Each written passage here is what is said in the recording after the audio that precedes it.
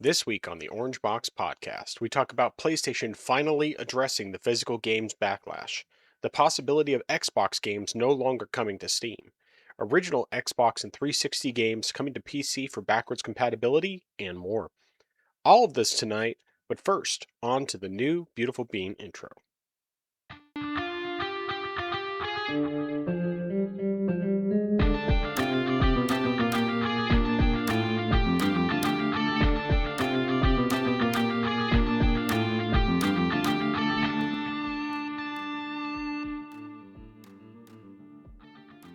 Welcome to the place where PC and console gaming talk combine.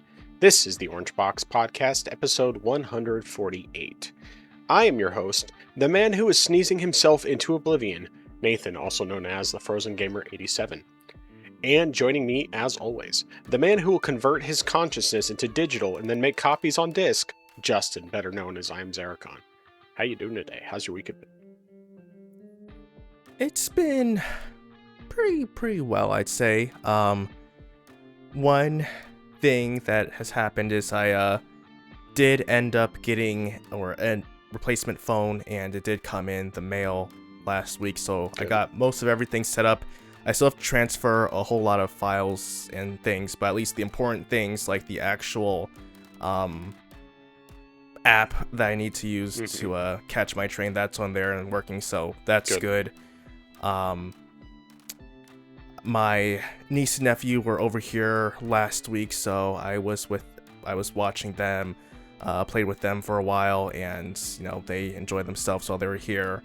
There was something else that happened this past week, but I really I guess I'll also say is I finally finished the one video I've been trying to finish. Good. And I put that out was it today or yesterday? It was this week. That's all I know.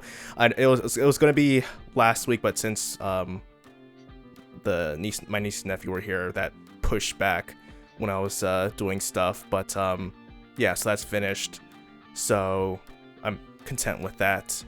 But yeah, I feel like there's something else that happened, but I just really cannot remember what it was. So yeah, it is. Yeah. All right. Well, on my end, only thing I can really think of that was even remotely significant was just Sunday morning was getting stuff set up for church and everything, and when I was trying to get the slides up and running using Proclaim said, "Oh, it has an update. You need to install this and relaunch to save the latest changes." So I click relaunch, and then it's not letting me actually install the update. And then it's getting to the point where it's not even letting me launch the software. And so I'm trying to do a bunch of stuff, trying to get it ready before church. It's just not working. Thankfully, my brother-in-law had his laptop handy, so we were able to use that for the slides. But basically, I had it running a check disk utility. I had started that up before the service on the church computer, and even though it finished up, when it actually got to the point of me trying to get into the computer, it wasn't starting up properly. And thankfully, all the stuff of me trying to get it working for the most part was after church. So it wasn't like I was spending time during church messing with it, because I had to handle the live stream on a different computer and all that. And like I said, we had the slides on the one computer, so it wasn't a big deal. But it definitely was one of those times where I'm like, this is probably what console gamers think happens on PC with games too. And it's like, nope, that doesn't happen when you're playing games. It does happen when you're doing other stuff, though. And that's when it's really obnoxious. And I forgot to mention that what even brought me to that point in the first place was the fact that it initially the Wi-Fi wasn't working on the computer. And so I couldn't even connect to Proclaim in order to get the slides downloaded so that I could run it. And then everything happened from there. And it ended up taking me, I think we probably left half hour or so later than usual, just because of all the different troubleshooting stuff I had. Like, there was one point where I had gone to the BIOS to try and fix something, and I made a mistake of changing it back to default settings. And so then the computer would blue screen on me every time I would try to start up the computer. And eventually, getting back into the BIOS, I was able to get it fixed. It took me quite a while to figure out what to do with that. And then once I got it fixed, then I was able to get it started up. The main issue I was having, that probably was the issue I had earlier and I just didn't realize it, is that, and this wasn't related to the actual installation of the thing, which I was able to get taken care of after all the fixes were done. But I think it's that it was because it's connected to both the TV screens in the front of the sanctuary as well as the monitor in the back.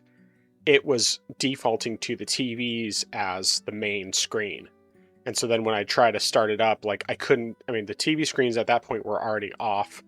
And of course it's hard to, work on TV screens that are, like 30 feet away, trying to see what you're doing there on top of that. So it's like, okay, I need to mess with this. Eventually I figured it out and got it working, but it definitely taught me that when it comes to those updates, those last minute updates, it's better.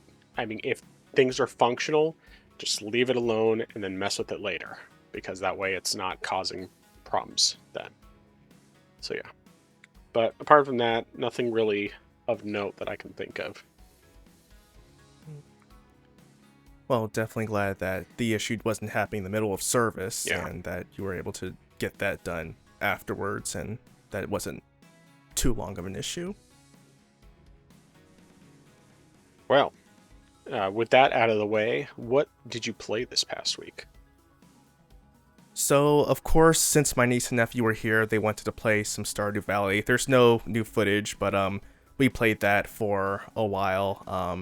And primarily, it was just more of me trying to help them find items to give to people so they could build their relationships, because my niece in particular said, I want to marry someone. So I said, That's funny. Well, you have to build up your relationship first. It's like, okay. I gave them the gifts. Is that enough? I said, no, it's like in real life. You have to build up your relationship with people. You have to talk to them and stuff. And, That's fun. So we did that for a while. Then, of course, I've been playing some more Pal World. And initially, I was hitting a bit of a wall just because I am at a point now where there is a bit of a grind trying to get some stuff. It's not necessarily as big of a grind as it was back in the early access version, but I do have to actually start getting newer resources to craft better equipment. And so that's partially going to be me exploring more and also just defeating at least one more tower boss before I can get a new item from PAL Expeditions. So it's just going to be a matter of doing a little bit more progress here and there. So there's that. I did actually go back and accidentally faced the next PAL, or the next tower boss. And I'm a bit upset about that because as far as the story goes, I was supposed to go through at least one piece of content, which, in the big grand scheme of things, it doesn't really matter. The story's not that big of a deal. Yeah. But I'm a bit miffed because I probably lost out on some XP and or, maybe a few items. So I'm like, it's not that big of a deal that I missed out on story stuff. But at the same time, I'm also just like, man, that's just wasted XP there. So I did that. Additionally, I found the PAL Arena, which I had first encountered in early access, but I never entered there because I thought it was just some type of PvP type of thing. But it actually is. It is PvP, but it is also a fight arena where you can go up against certain teams and fight them out.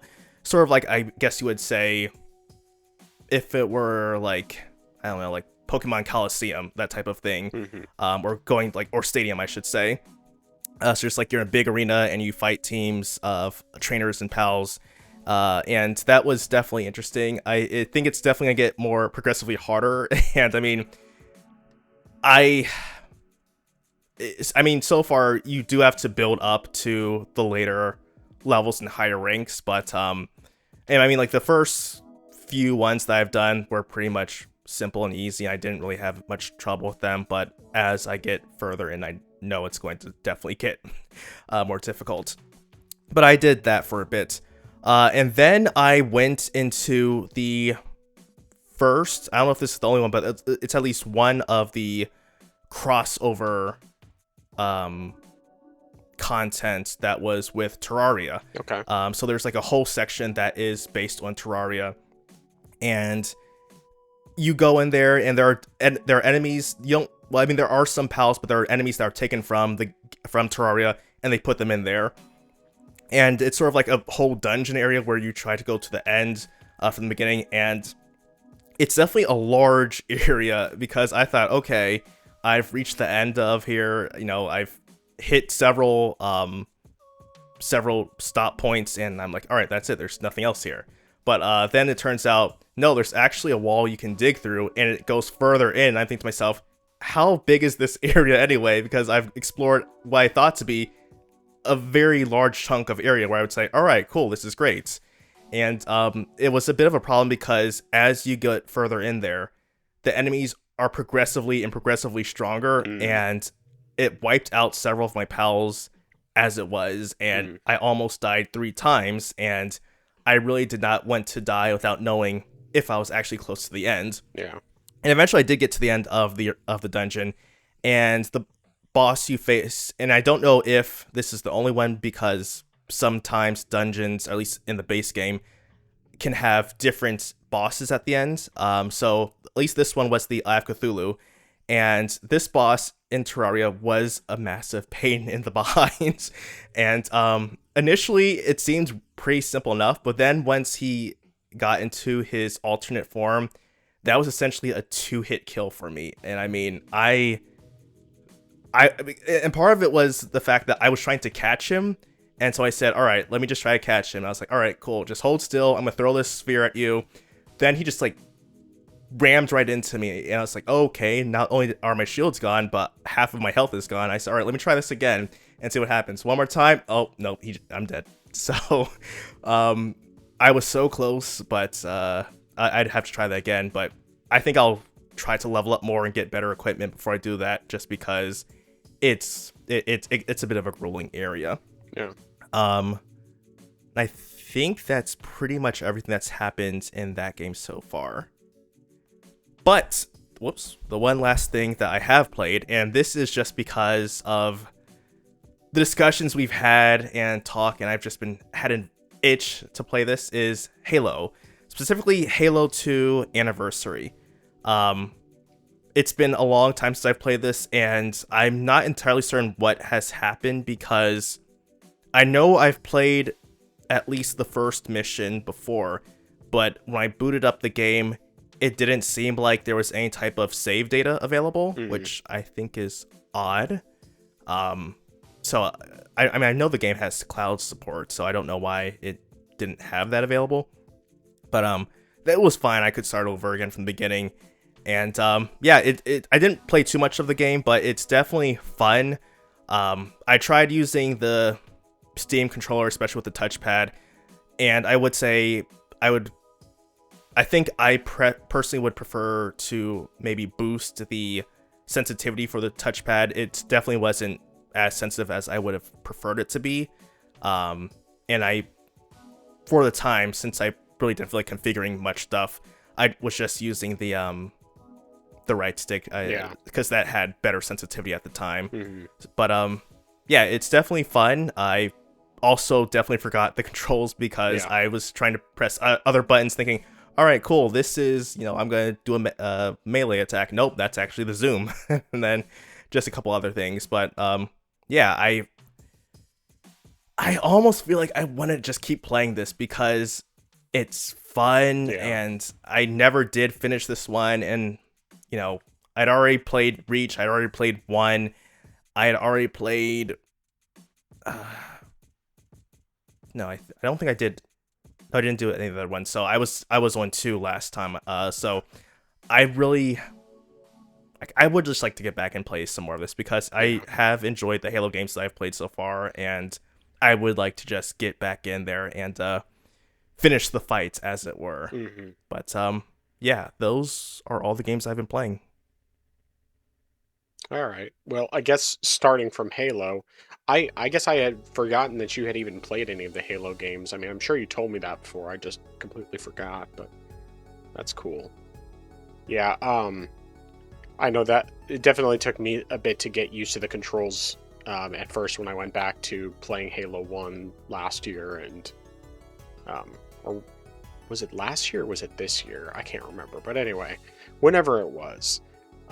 So yeah, I definitely hear that. And then once I went from Halo 1 to Halo 2, the transition wasn't, as dramatic because it was pretty similar controls from game to game. But although I think one thing I had to do was when I initially started playing the games in the Master Chief Collection, I had to kind of set up controls to make them essentially, because you can set it up to where you basically have the same controls in all the games, and I think I had probably done that to make it feel essentially more like how I would play Destiny, for example, just because of muscle memory and all that. But yeah, these are definitely games that,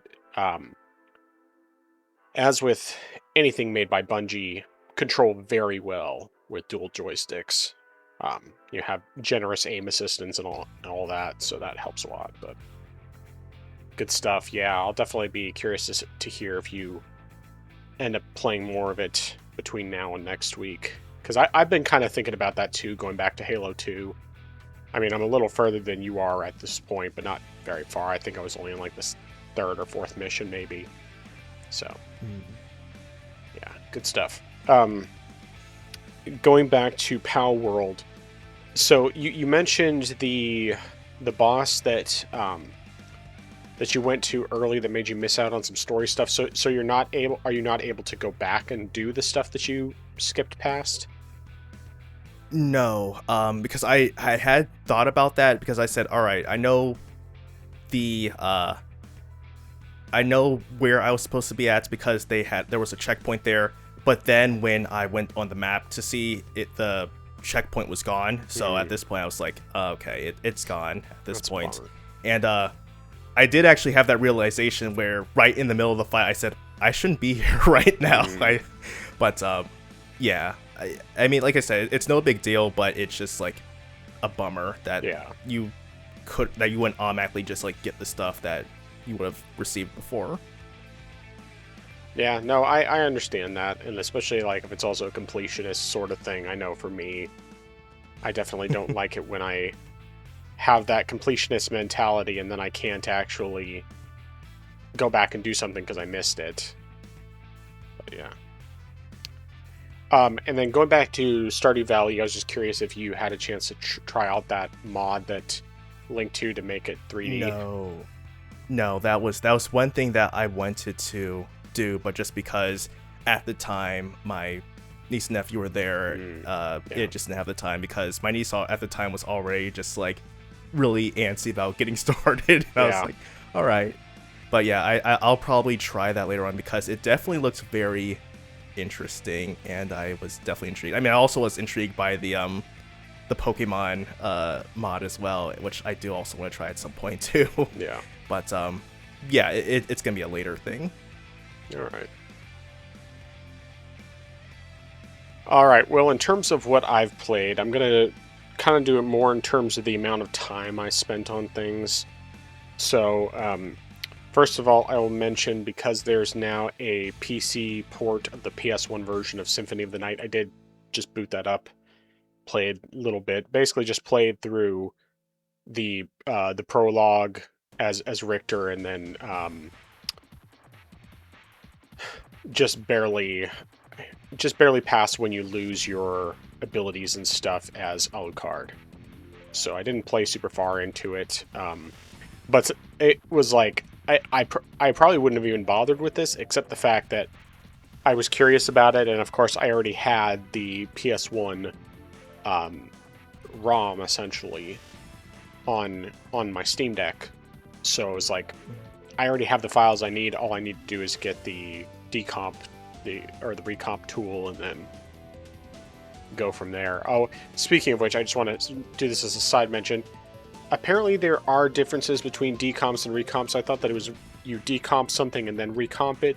But that's not how it actually works, and I honestly don't fully understand it. I need to like look into clarification on what the differences are between decomps and recomps, because my understanding now at least is that a decomp is an actual port and a recomp is not, but I don't know how that works. So anyway. But that all being said, of course, Symphony of the Night, just, it's running lock 60, no problem. It wasn't going above 60. I think it's just hard locked to that, and I don't know if there'll be anything in the future that will change that, but still a great looking game, a great running game, and a great playing game with great music, and a little bit that I played, I enjoyed. Going into the next thing that I played the least, I played a little more Final Fantasy 13-2, and this is just footage I had recorded last week, but basically I just played a little bit of this on, I guess it was Wednesday? Yeah, because I went to the office on Wednesday, and I decided not to edit the podcast during my break, so instead I just brought the Steam Deck with me and played a little more 13-2, and I didn't do very much. I really didn't even move the needle forward. I kind of stuck on where to go next, so I really haven't touched it since then, but yeah, so not much to say about that. I did play some more Assassin's Creed Black Flag, and this is one of the ones I probably spent a bit more time on. And once again, this is just old footage from last week, but I've only been playing this on my laptop and desktop, but I played a pretty decent chunk. Definitely starting to feel more like last week I said that I thought that maybe there was a little more grind, and it doesn't really seem like that's actually the case, but I was able to progress enough to where I was able to make some good progress, and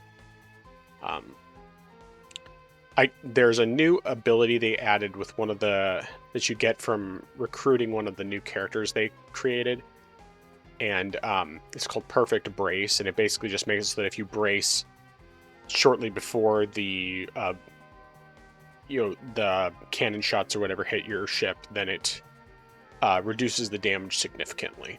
So even though I definitely have to say that the new characters they've added that I've seen so far, the writing of their stories is not good. It's not like quite millennial cringe level writing, because it's definitely, thankfully it's not millennial type writing, but it's also just not like well written writing. It's more kind of like very basic, very cliche. Some of it is not quite, well, it's just primarily when you compare it to the writing of all the original stuff from the original version of Black Flag, it's just completely different. Like, the original game had much better writing. The new stuff is kind of like, I mean, it's okay, but it's nowhere near the same level. So there's that. One thing that I did forget to mention last week, and I've only encountered one of these so far, but it seems like they replaced the modern day stuff with stuff that is completely optional, but it's the Dark Animus. And it's basically like you go into more or less a digital realm where you talk with like kind of like a bad spirit or whatever, kind of trying to convince you to change some things so that you can essentially change the past, more or less. And it just kind of brought up a scenario of what if Edward had actually had decided to work for the Navy and then gone back to Caroline after his wife, after he, gained his riches and whatnot. And I mean, it's all in like this digital realm, so there's not really much of anything. It's not like you're experiencing it like you would in the normal game. It's more like kind of I can't think of how to just explain it other than say it's kind of like a digital world, essentially, rather than feeling, more like the realistic kind of world that you have in the main game. So there's that.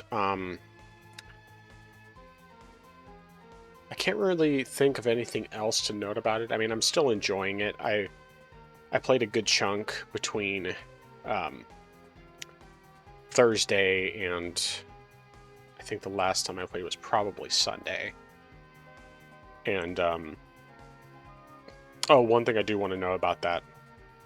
So, of course, with it being an Ubisoft game, it has DRM, which of course made it so that when I wanted to play it on Thursday, when I did bring the laptop to work, I couldn't really play it because, or well, it took me a while to be able to connect to play it because the work network does not allow me to connect to Steam or to Ubisoft. And so the only way to do it is to set up a Wi-Fi hotspot, and then that way I can connect and play on my break, because I have to be able to sync it and basically just have the DRM active so that I can say yes, I own this game. But for a while I just could not get it to connect, and it was really annoying. And it was probably about halfway through my lunch break that I finally got it to work so that I could connect and start playing the game. And after that, it was fine. But yeah, that was a bit annoying. But otherwise, still enjoying the game. Planning to stick with it being one of my 2 primary games right now. Especially after I got sidetracked by a couple other games in between sessions. And then finally just like, okay, I need to stop letting myself get sidetracked with all these other games and focus on these other 2 games that are like, I want to play these the most. So one of the games that got me sidetracked was that Pokemon Red recomp with the, I can't remember the name of the mod, but it's a mod that basically makes it 3D. And it is an extremely cool mod, and quite frankly, it has just it's Vertex mod, that's what it's called. It has really made the game feel like a brand new game in many ways. Like it's such a cool evolution, and the footage is playing right now. I have the Vertex mod active.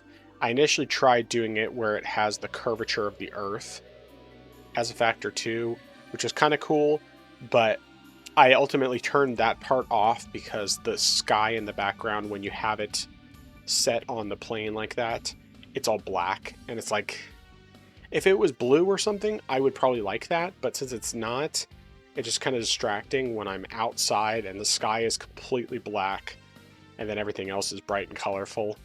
So I ended up turning that off, but really just having that different viewing angle. Like I'm not doing it to where it's straight on. I'm still doing it at kind of like an angle from above, but because of the fact that everything is popping out, that really just brings a lot of new life into the visuals. And initially, I didn't do anything with the sprites for the Pokemon, so you still have the Gen 1, or the red and blue sprites, just with the colors that you get from playing it on Game Boy Advance. But then as I got a little bit later, I ended up adding a couple of additional mods, one of which was making it so that it would have the sprites from Gold and Silver. So that was kind of a cool addition from that standpoint. But then also it was it? Oh yeah, it can make it so that not all Pokemon, but some Pokemon will appear in the overworld walking around. So like, it can be really helpful if you're trying to find a specific Pokemon, because there are some, that are rarer, harder to find, and if they're walking out loose in the grass or whatever, you can just be like, oh hey, there's that one that I want to catch, and I can go up to it and then attack it, or if I get in its line of sight, then it'll come attack me. And you can modify some of that to a degree. I think you can even turn off random battles and then have it just be the Pokemon that you see wandering, but I haven't done that yet, which is kind of mixed bag when it came to going through Mount Moon, for sure, dealing with all the Zubats. but yeah, like I right now the point I got to was I had just finished the second gym, so I just beat Misty, and um yeah, it's just I'm having a good time with it. I mean, now that all being said, because I played it a bit, then played it again a bit a couple days later, I ultimately decided, okay, I need to stop playing this because while I'm certainly enjoying it, I need to focus on other games. But in between that, on Friday, there was a sale on a game that I'd been wanting to get for a while. And I finally decided to pull the trigger on Indiana Jones and the Great Circle, otherwise known as Indiana Jones and the Freaky Circle. And so something I have to say on this. Okay, for starters, I did not try it on Steam Deck because although I've seen that it's improved and you can get closer to 30 FPS with it, I just decided it's not really worth it to me. But the thing is, when I decided to grab this, I mean, I really wanted to get it on Steam, but I wasn't really thinking about checking Steam before I bought it on GOG, and so I bought it on GOG. It's like, well, GOG is a great place to buy it anyway. But then I decided to buy it on Steam too, and then after I did some testing with it and everything, I was like, I really shouldn't have both copies right now. Because even though they're discounted, it's still expensive to buy 2 copies. And so initially I was thinking, okay, I'll see if I can refund the GOG version, and then I can just keep the Steam version because that's where I want to play it primarily anyway. But GOG did not have the option to refund that particular game. The other games I got from my list, which was just a couple other smaller things, it had the option to refund, but not Indiana Jones. So I ultimately just decided, okay, even though I won't have Steam achievements, I'll just refund the Steam version. So I refunded the Steam version, and then I've just been playing the GOG version, the bit that I played. Now, to talk about how this game looks and runs. For one, it looks great, runs very well. When I was playing, I mean, the beginning of the video had comparisons side by side between the Steam and GOG versions, and visually it's identical between the two, at least running on my desktop. Performance-wise, it's not that much different. There is a little bit of a difference.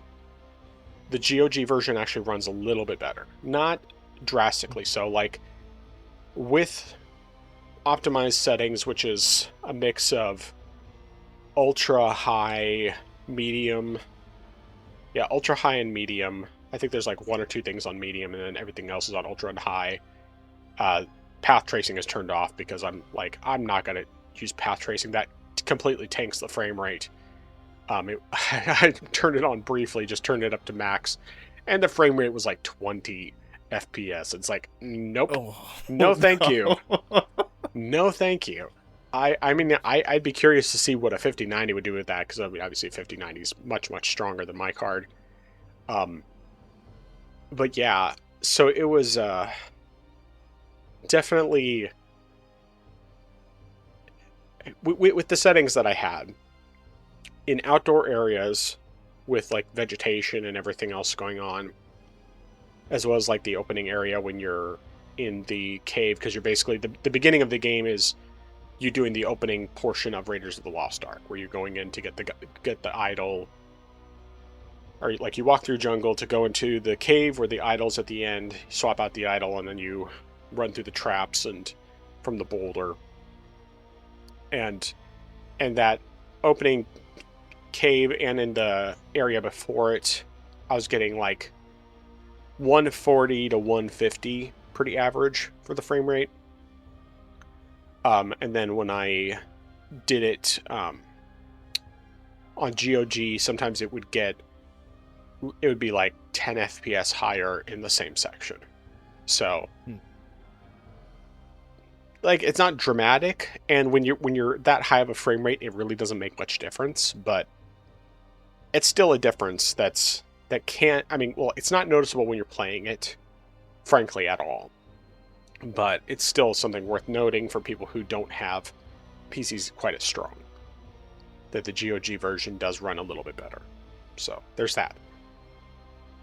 On the laptop, I don't have any footage recorded here from that, but the laptop I'm getting with, let's see here, I think I put it on DLSS, either balanced or performance, probably performance, and I was getting in the 70 to 90 range.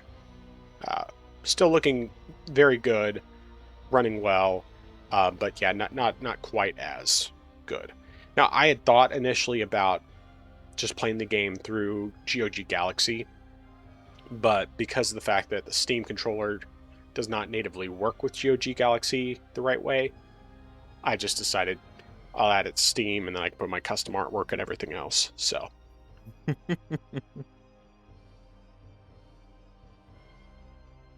Sorry, talking too much. Now in terms of the actual gameplay, it's interesting because it's very much like, it's first person, of course, very exploration based, and there is some combat and some platforming. The combat it's something that I haven't done enough of it to where I have like a major opinion of it, but basically you use the triggers for punching. You can block or parry with the left shoulder button, and then R1 is used for your whip. And the parrying is not like you parry and then it's like, oh, it flashes and slows down time for a second. It's more like just briefly stuns them, but there's no like visual flair or anything to it, and then you can whack them with your other hand. So there's those aspects. I think it's kind of nice how the UI is very bare bones, because or not the UI, the HUD is very bare bones. So it's not like you don't have all these icons on the screen constantly and things like pointed out to you all the time. When you can pull up a map when you pick up a map for an area, and then it'll show your character icon on the map, and it'll show like you're holding it up, and so you can walk around while you're looking at the map, which is kind of nice. And then, having the map up, you can also see where, okay, this is where the objective is that I need to go look for, or the area where it could be, depending on the situation.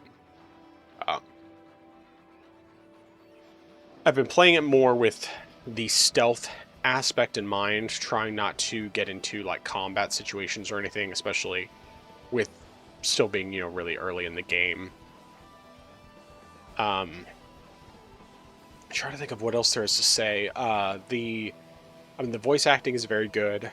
Troy Baker does a really good job with his Harrison Ford impression. There's only a few occasions here and there where I'm like, oh yeah, that's definitely Troy Baker.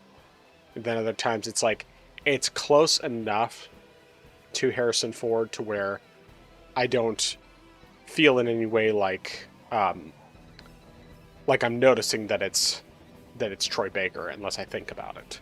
So there's that. Like from a standpoint of the cutscenes and that sort of thing, they're kind of a mixed bag, honestly, but Machine Games has never been the best at that. Like, they've never been at the same level as something like most of Sony's first-party stuff. Because, Sony's first-party stuff tends to be really super high quality, hence the ridiculous budgets. And this one is not quite at that same level, but Machine Games, like I said, their previous games, the ones that I've played, visually, like, they've never been bad-looking games, but the faces in particular, there's still quite a bit of an uncanny valley there that I just don't think they'll really overcome. But what I played of this is not the kind of game where I see it as it would be a good game for streaming necessarily, at least in my opinion, because you spend a lot more time like looking around and exploring and finding stuff. But in terms of the actual experience playing the game, I've enjoyed what I played. So I've probably played like 2 or 3 hours total, and I haven't touched it since I think I played a little bit on Sunday was the last time, and I'm not planning to play anymore for a while, mostly because of the fact that um, I don't want to, because I want to focus on my 2 other games and finish those before I'm doing anything else, because I just have a problem with getting too easily distracted. So, I don't think there's really anything further to say on that. This may end up being something that I might consider playing, like if I take the laptop with me to edit during my break on Thursday, I might try playing a little bit of this just because it's DRM free, so I don't have to worry about connecting online for that. But otherwise, I might just stick with playing the other game that I've played the most, and that's More Salt and Sacrifice, which there's I'm getting pretty close to the end at this point. So there's 2 areas left, I believe. Last week I thought it was just 1, but it turns out that one of the areas, at least on the list, there's 2 more. One of which I'm already in currently and working my way through, and I've fought like I think 2 or 3 mages, but I haven't fought any of the proper bosses yet. And then after that, there's 1 additional area. And like I was looking at the bestiary and just trying to make sure, okay, so I've gotten all the ones so far. There's a few I was missing from a previous area, so I went and tracked down the mage I needed to find, and that the mage spawns certain minions, essentially, that were also ones I needed for my bestiary. And then beyond that, it was basically just stuff from the areas I hadn't been to yet. But there was one situation where there's like 2 or 3 enemies that only appear in an area that you can't get to unless you're doing the online only area. Which, of course, I don't have Switch Online anymore, so I can't do that, which means I'm just going to be like, okay, I guess that part of my bestiary is going to be incomplete. So that's a bit annoying. So there's that, but then there was one area which was a completely optional area that I went to, and it didn't even have any bosses, it didn't have any mages. It was basically just like platforming stuff. But there's like this one portion, and the footage is actually playing right now. This is just my successful run through it, but there's like a series of, you have vents that you have to, you pull out like your sailing cloth thing that lets you glide up on them, and making invisible magical hooks appear that you can grapple to. And then also dealing with enemies in the mix, and certain grapple points that if you miss them, then you fall very far to your death, and wall jumping and stuff like that. And I cannot tell you how many times I would get like halfway through it, and then I would die from one thing or another. And then there was one time I got past all the obstacles, and I got to the very end section, which basically what it does is it loops around and gets you back to just above the starting area. But there's a ladder that you can kick down when you get to that point. And then you kick down the ladder, and then you have the shortcut to get back up there. It makes it a lot easier. The problem is that I accidentally, because of the fact that the button for rolling and using your grapple hook is the same button, I accidentally rolled off and wasn't able to activate the ladder, and so that I had have to go all the way back up through the long thing to get back up there. And like I said, the footage that's playing right now is when I actually made it all the way there without dying on the way. But there was definitely a lot of big frustration points. And then at the end of it all, what I got out of it, I mean, I guess at least it helped me fill out my bestiary the rest of the way. You know, for the enemies that I needed from this area. But the reward at the end of it was a key that lets you talk to an NPC back at the main area who's behind a locked door. And you can't, I mean, the NPC, what he does that can be convenient if you want to do the Monster Hunter stuff a little bit more, is that he sells the common drops from the different bosses that you face, the different mages you face, so that you can use those for, you know, being able to get armor sets or what have you. So from that standpoint, it's kind of cool. But at the same time, I don't care about any of that stuff. So it's kind of like, okay, this is just me filling out my bestiary. That's all this was. And otherwise, it was a waste of my time. And then I, you know, dealt with a bunch of different mages. And I think I have like, I want to say 8 or 9 total in my footage here that I faced. There's one in particular, the footage is already passed, but it may loop around in a little bit. And that one actually, that one was extremely frustrating for a while there. And I was just getting so incredibly pissed off at him. And it would be like, okay, I'd think that I'd be close to beating him, and then he'd fire off some BS. And of course, there'd be a bunch of enemies nearby him and everything. So sometimes they would be the ones to kill me. But after numerous attempts, there was one time, and the footage is recorded, like I said, may loop back around and play it if you don't see it, if you didn't see it earlier, where the boss spawned between 2 big sword-wielding enemies. And so the second I walk into the arena, he spawns right between them. And I run over, pick up my salt, run back, and they're just wailing on him. And they end up killing him, or, you know, knocking his health down so that I can go and pull out his heart. And so I didn't even have to attack him at all. It was fantastic. It's like, yes. I was so happy when that happened. It made my evening, because I think it was either like, I think it might have actually been during my lunch break yesterday that I was attempting that fight and just kept dealing with that and got so frustrated. And I even ended up taking a little bit longer lunch just to finish it up. And then, of course, that happened, and it was like, yes.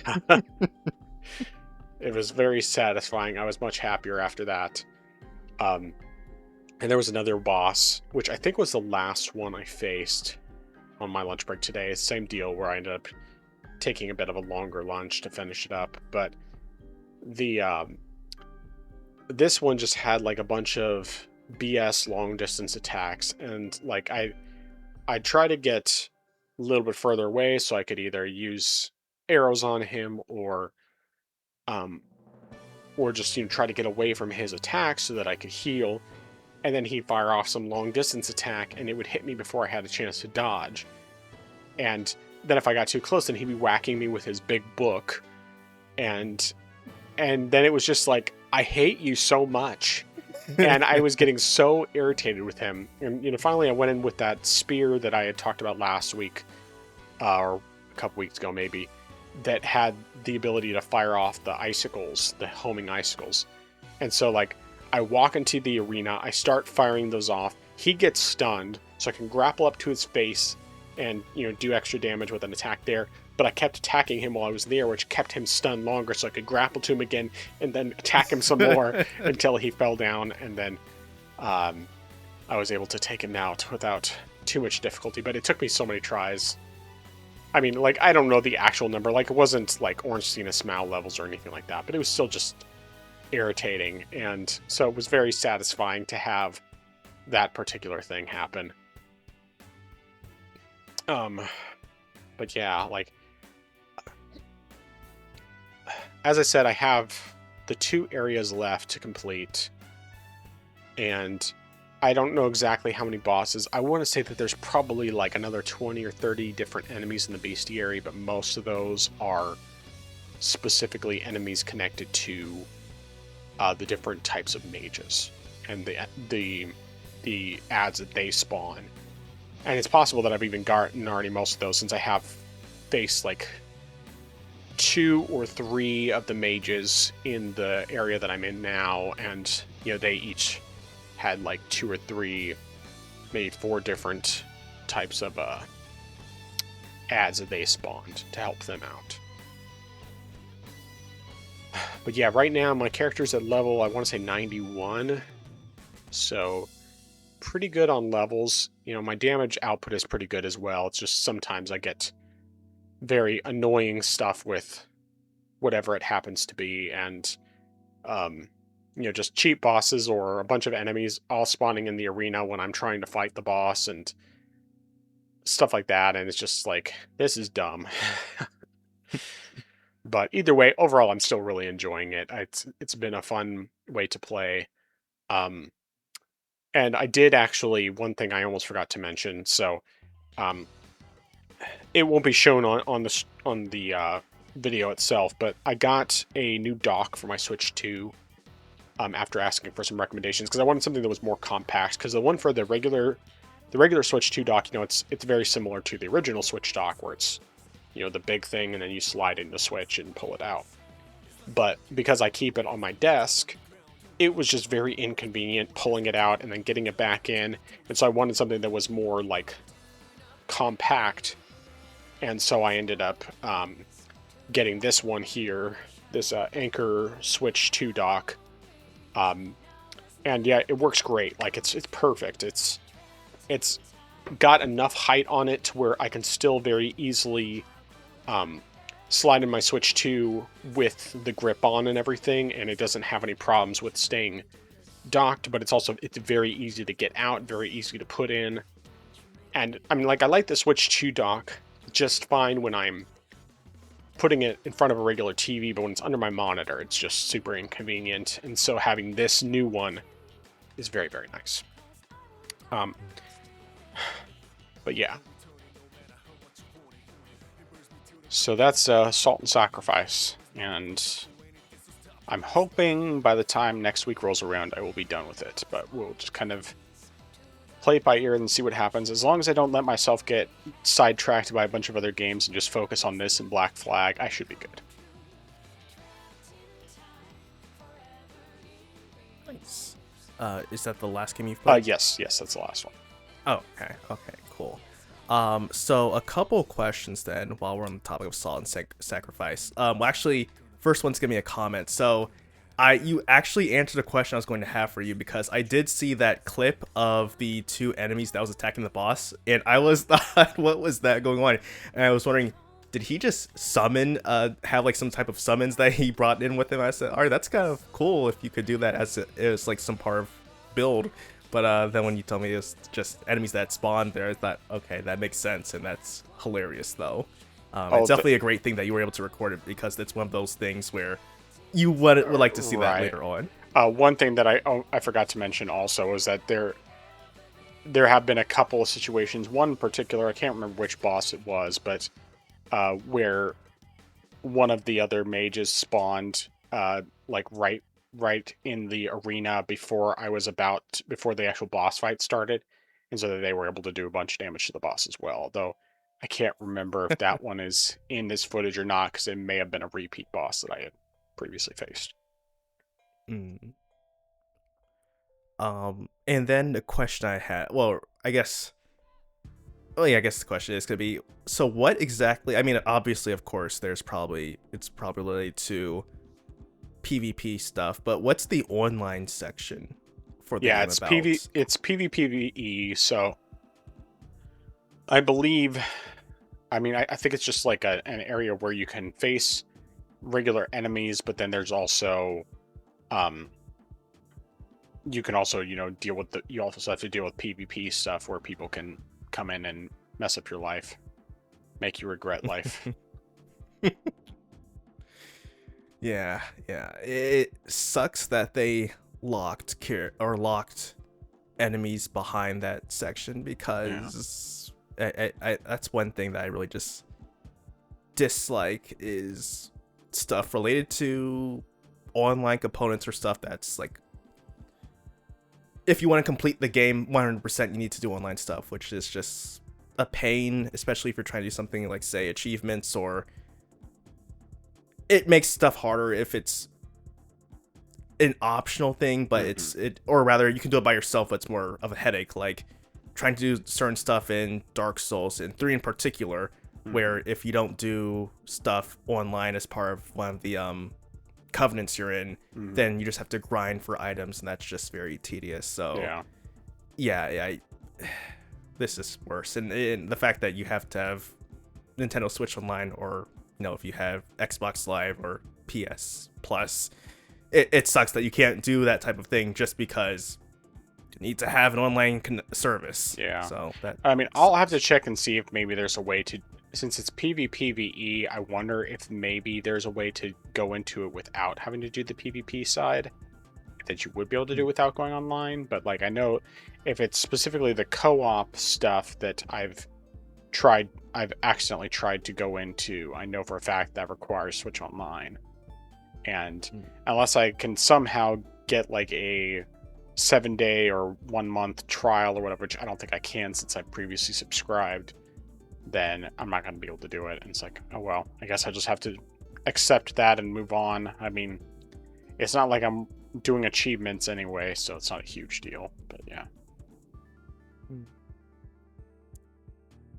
And then I guess jumping back to Pokemon, mentioned the mod, and I'm glad that you've been enjoying it yourself. And it's interesting about how how having the world be on a curvature impacts the sky. I'm not certain why it would do that, but well, I think it's just because the sky's not normally visible, and so it's instead of adding in stuff that's not normally there, it's blank.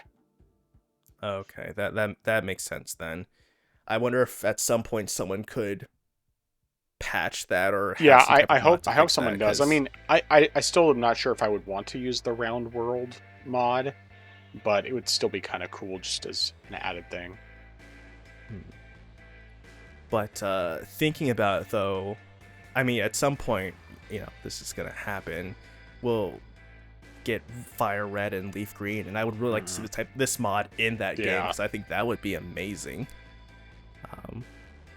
Because I mean, those were already technically remakes of Red and Blue / Green, and if we can get it for that version, that would be pretty cool in my book. Yeah. And then going back to Assassin's Creed Black Flag. So regarding the perfect brace ability, which I think sounds pretty cool, that it definitely sounds like a welcome addition. How's that work with regards to the timing window? Is that it's a pretty wide timing window. I mean, you don't have to wait till like right before. You can do it pretty early, and it works pretty well. And you'll know that you get it because it does like a specific sound effect when you get it. Okay.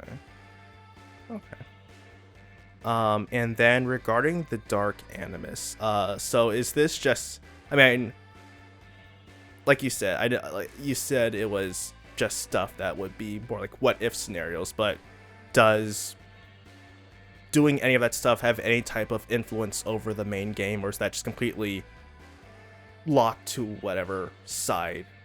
Yeah, I'm not sure. As far as I can tell, it doesn't, but I've only done one of the missions. I've only come across one so far. And I think there's 4 total of them. Okay. Alright, cool. Those are all my questions that I have. Alright. Good stuff. Well, let's get into the news. And there are obviously a bunch of different topics we have for tonight. I don't know if we'll get through everything, but I kind of wanted to start with one of the topics we were originally going to discuss last week that we didn't get to. And that is regarding the Xbox backward compatibility that has been added to PC. So currently there are 4 games available, original Xbox games that have come to PC. Now they're only on the Windows Store currently, so on the Xbox app. I don't know if there's any plans to bring them to Steam later on. My guess is not, but they haven't said anything one way or the other.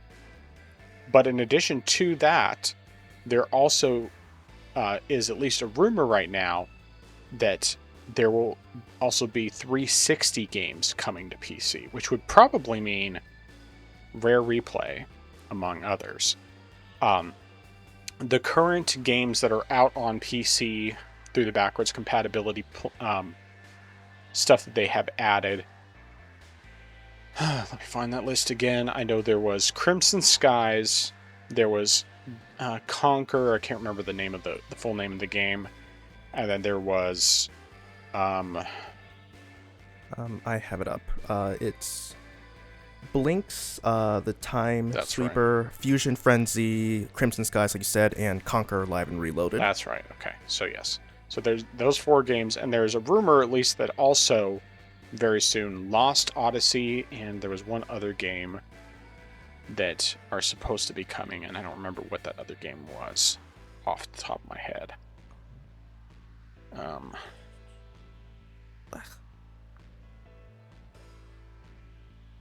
Well, regardless of what it is, the fact of the matter is that this is supposed to be, not only something that can help with the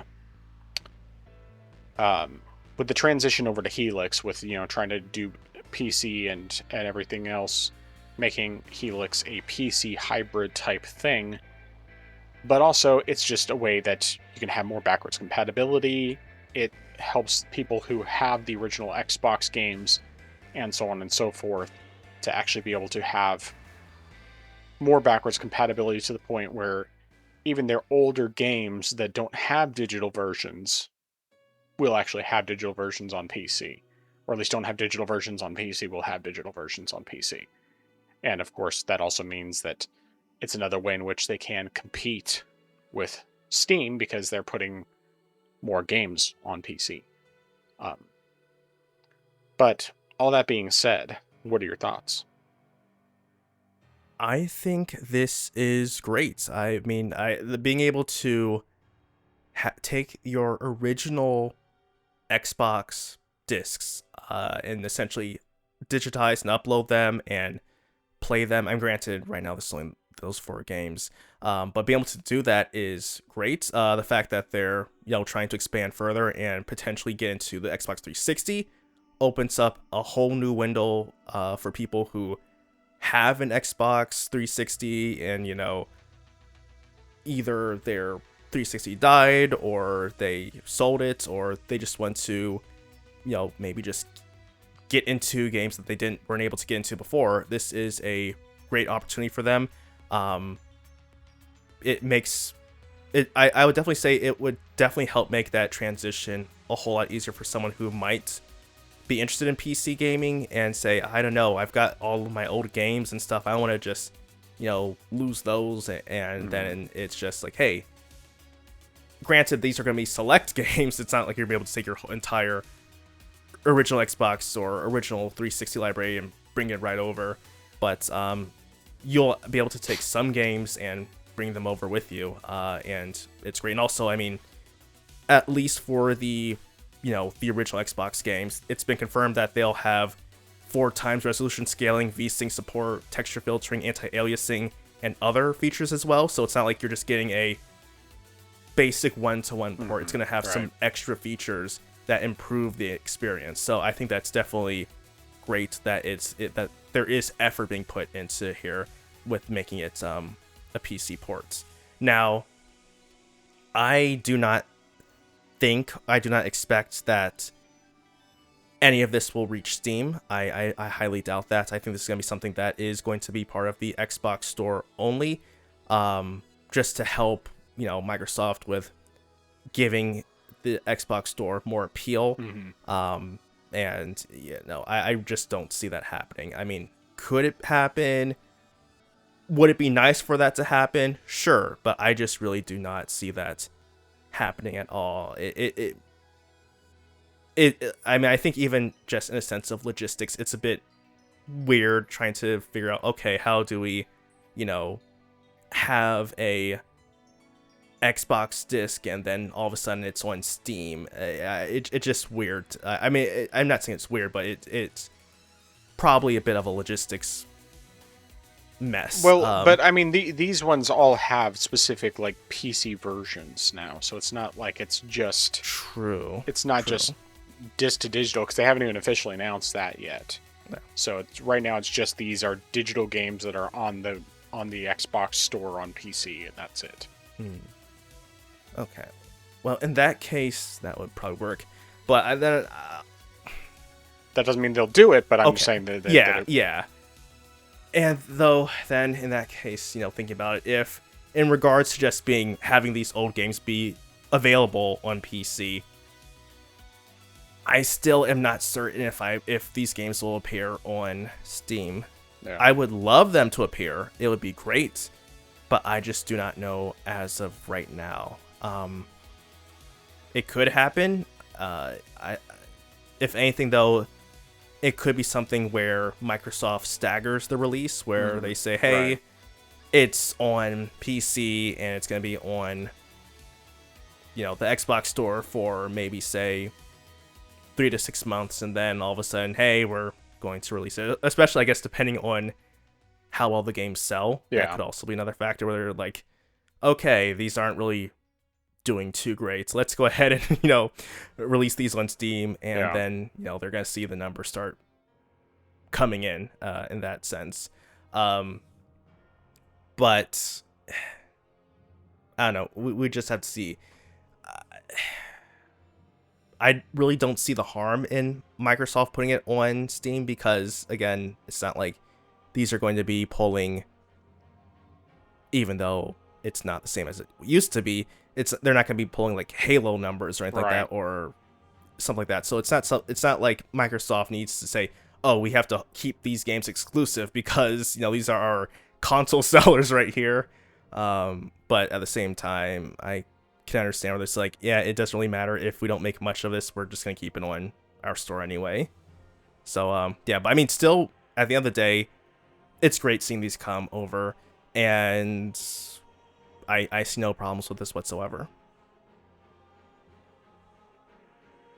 Yeah, I'm very much in favor of them doing this. I think it's especially good because assuming that, I mean, we know these aren't going to be the only titles. I mean, they've already basically said that there's going to be more, or at least it's reported that there's going to be more in October, which would make perfect sense. They're just going to slowly, you know, get all the original Xbox titles, at least the first party ones, ported over to PC to where that way, as people are, you know, moving into the Helix space of things, they have more reason to, you know, to be able to play these things, especially for people who maybe wanted to make the jump over to PC fully and not just get a Helix. But I think the other thing with that is because Helix will have access to things like Steam and GOG and all of that. If they bring these games over, that gives people more incentive to stay with the Xbox store because, especially if they already own these games, they'll have easy access to them instead of having to buy them again on Steam or, you know, that sort of thing. It's just like you have all this invested in this one store. It's more likely that you're going to stay over here rather than moving over. And I really think, of course, that there's certainly room for competition from that standpoint. And, you know, unlike how it is when it's a console thing, these are not hardware specific for the games. You can play them on any PC at all as long as you have access to the Xbox store. And that's just, of course, assuming it never comes over to Steam, which, I mean, it should come over to Steam. I think that would be the best for everybody because, personally, I probably would not buy these games from the Xbox store, or any game from the Xbox store for that matter, whereas if they bring them over to Steam, I would probably consider buying at least some of them. And so it's like, you know, they can get either 70% of whatever the games cost, or they can get 100% of nothing. I mean, 70% is more than 0%. So, I mean, 100% of nothing is still nothing. So that's ultimately something they have to figure out what they're going to do from that standpoint. But either way, I think it's really good that these games are. We already have these 4 games on PC. Supposedly Lost Odyssey being one that's going to come later this year, which from what I've heard, that's a rare game and a very good game. From what I've heard, I don't know anything about it beyond the title, and I think I've heard people talk about it before, but I don't remember what exactly it is or how whether it's any good other than what I've heard. So there's that. The 360 side of things has me more interested. Particularly, I mean, of course, there's Rare Replay, which, yes, we have some of those games already ported to PC, unofficial ports, so it's not as though we can't play any of those games, but it would still be pretty cool if they had that available, at least if it came to Steam. But also, for those who were not able to get the unofficial port of Gears of War 2, getting the 360 version, ported to PC would be a way for PC players to actually play Gears 2 without having to do emulation. So that could be pretty cool, and I'm sure that there are other games as well that would be worthwhile. But regardless of any of that, I think this is very positive, and this is one thing that does separate Xbox from other publishers. And I really think that the moves that they're making shows that they're really going all in on PC. And I mean, of course, obviously Helix will be part of that because it'll be a PC console hybrid of sorts. But I think it's really good because it means Steam will have more competition and Xbox will have more competition, which means they'll both push each other to make better stuff for the customers and therefore give us better deals and everything. So it's like win win win win. I'm all for that.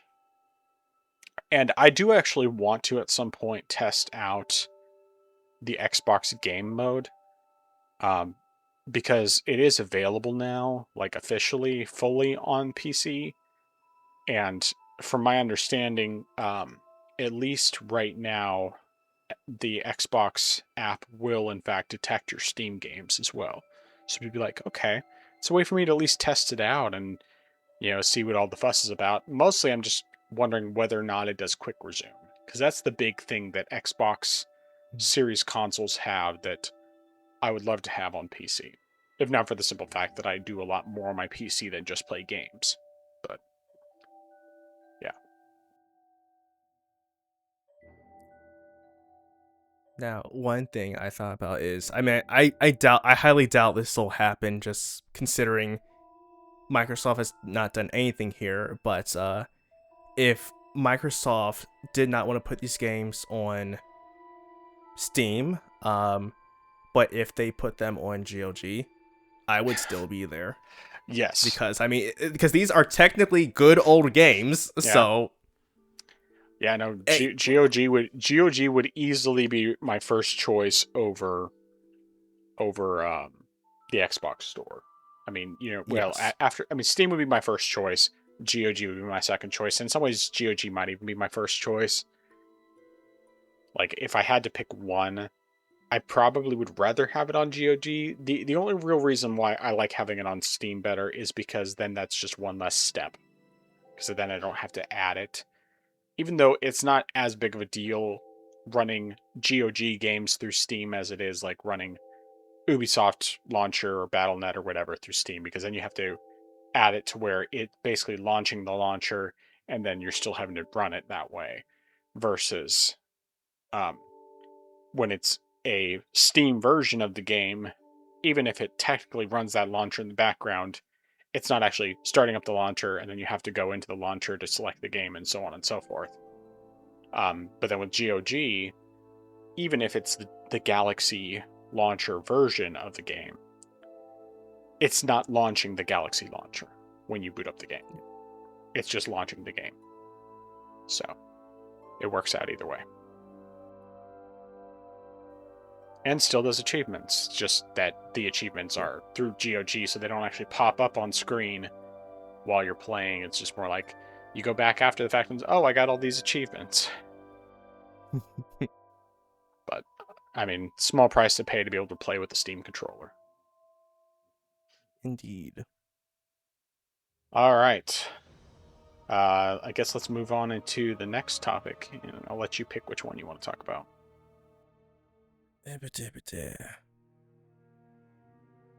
Well, this one you sent in, it intrigues me enough that I do want to talk about it. So, we have a statement coming from Sandfall Interactive, and they are interested in porting Clear. I gotta put respect on the name. Clear Obscure Expedition 33, aka the GOAT, over to the Switch 2.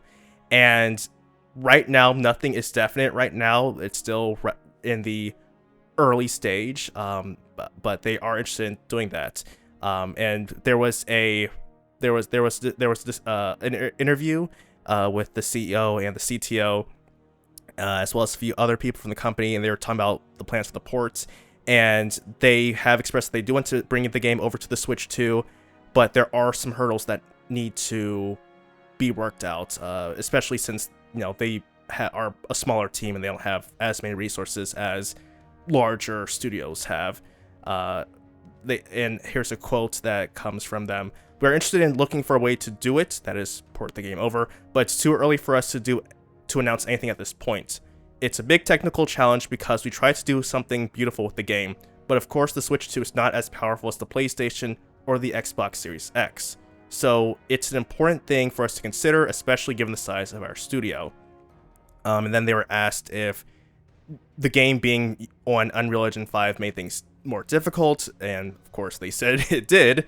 And while the Switch 2 does support Unreal Engine 5, there are features that don't work on it out of the box. And there is a new feature, at least I think it's new, called Lumen Light, which is easier to run than regular Lumen, but it takes time to work things out. So there's, like I said, it's still just right now in the discussion stage. They would like to do it, but we don't know when we would see something happen officially. I definitely have thoughts on this, but what are your thoughts on this development? Well, I just hope they can figure it out. Particularly if they do a full physical version of the game. If they could pull that off, I would buy it. Even if it's 30 FPS, I'd buy it because I want to support that game. I do need to buy a GOG copy of that game as well, but I'm waiting for the price to drop enough because I'm not going to be playing it again anytime soon, at least other than, maybe continuing my new Game Plus. But I mean, it really is such a stellar game, and I would love to see more people have the ability to play it, especially on the Nintendo side, because some people, they just don't have anything but Nintendo. And the fact that they're missing out on this amazing game and its incredible soundtrack and story and everything.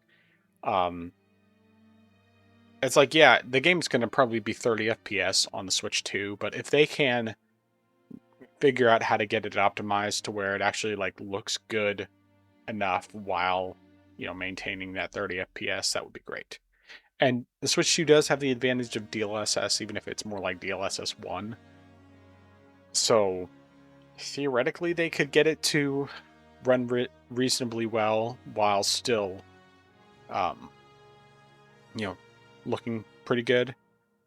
But I mean, 30 is fine for that game. Yes, it's obviously better at 60 plus, but 30 is fine. And the game is just too good to not have over there. So hopefully they'll be able to figure something out and make it happen, even if it's just hiring some contractors to help with that porting over. But do it, Sandfall. Do it. Do it. Yes, I definitely agree. This would be great to have over. And I do acknowledge that it would be a hassle probably to get for us, primarily just because of their studio size to work on it. Now I definitely agree that DLSS is going to do quite a bit of the lifting that is needed, and it's something that, you know, the Steam Deck doesn't have, which is one of the reasons why the game just sucks on there. Yeah. And it is also, you know, just by default more powerful hardware than the Steam Deck, so that also helps as well. But I do want the game to look good, because it is a fantastic game once you run it on something that is not a basic potato. Yeah. I mean, like when I first played it on my Steam Deck, to test it out, and then I jump back to my PC, I'm like, it is night and day difference. Yep. And sometimes with the lighting, it is actually night and day, depending on where you're actually standing. So they definitely have to put effort into this, and I want them to do it, but at the same time, I want to make sure that it's a worthwhile port. Yeah. That is, you know, something that the customers can enjoy. I think it would be great if the game could be all right there on cartridge, and if they even make, you know, or if they're even able to get the full game plus the extra content on there as well with the Versos drafts, I think that would be amazing, rather than, hey, we have the game, and while it's free and stuff, you know, you still have to go ahead and just download it separately. Yeah. Having it available on cart is great for just having that complete edition, essentially, because that's something that never happens for the PS5 or Xbox versions. But yeah, so I mean, considering the fact that we're still just in essentially the early discussion stage, I probably want, I mean, if this actually does happen, they are able to pull this off, we probably wouldn't hear anything for at least maybe a year or two before, you know, we would say, hey, maybe at some sort of a Nintendo Direct, it's like, all right, and here's the next announcement we have for you today. And then you just see a bunch of flower petals show up on the screen. It's like, wait a second, I know this game. And then it's like, clear obscure, like, oh, it's here, everyone, it's here.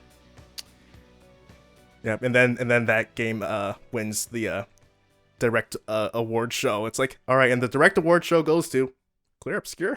And yeah. But yeah, I do want to see this happen. It's just, you know, getting it over in a polished manner, and I'm glad at least they're not rushing it, because some studios might just go ahead and rush and say, all right, we're just gonna slap out a half-baked port and just charge whatever for it. But, you know, if they're actually gonna do it right, that's definitely the best thing in my opinion. Yeah, for sure.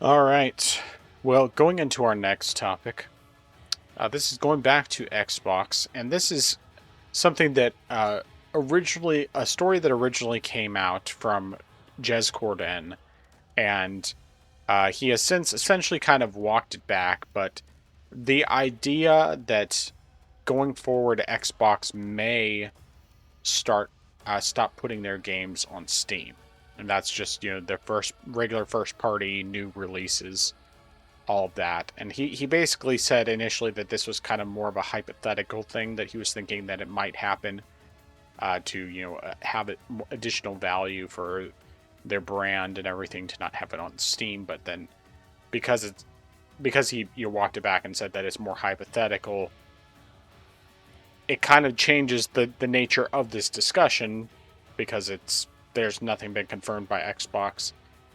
But the question is, because, of course, he wasn't speaking out of anything other than just his opinion in hypothetical situations, and we don't actually know one way or the other. What are your thoughts on the idea of Xbox no longer putting their games on Steam? Whether it's actually true, or even as a hypothetical situation. What do you think about that? Well, in a hypothetical, I guess in both a hypothetical and if this were able to happen, I think it would be very foolish on Microsoft's part unless they're able to produce a massive amount of Xbox players with Project Helix, to the point where they're like, all right, cool, we've got plenty of sales on, our Xbox, and so because it's got that dynamic of sort of being a PC, then we can sort of just shift our sales and efforts away. Could they do it? Possibly, but I still think that's going to have a huge impact on their sales. I mean, yeah, if they were disappointed by the sales of Halo Campaign Evolved on the PS5, they're going to be severely disappointed at the sales numbers dropping. And also another thing is, sure, you might say that people will buy a Helix and get their games there for Xbox, but that's probably going to be fine if they're console players. If they're PC players already, and they already have a Steam account and that's where they primarily play, you're not going to be able to get a whole lot of people to switch over to Xbox. That's just not going to happen. Especially if the Microsoft Store is the same, or essentially more or less the same as it is right now. Because even with, the Xbox mode, that in of itself is not going to coerce people to move over from all the benefits that Steam offers. So I think, even just apart from the customer standpoint of how does this benefit me, I think it's just stupid on their part, because they are wiping out a huge swath of sales right there. And it's not the same as sort of like what I said earlier with the original Xbox games. If those games don't come over to Steam, they can live with that. But you can't live with not selling your major tentpole titles on Steam. You're going to feel that impact one way or another. Yeah. So they definitely cannot afford to do that. Now, assuming that they did do that, what would happen, or at least personally with me, that's fine. I'm not going to buy your games. I'm not going over to the Xbox store. I mean, in fact, I cannot go to the Xbox game store because I'm on Linux anyway. So even if I wanted to, that wasn't going to be in the cards anyway. So that's not going to happen.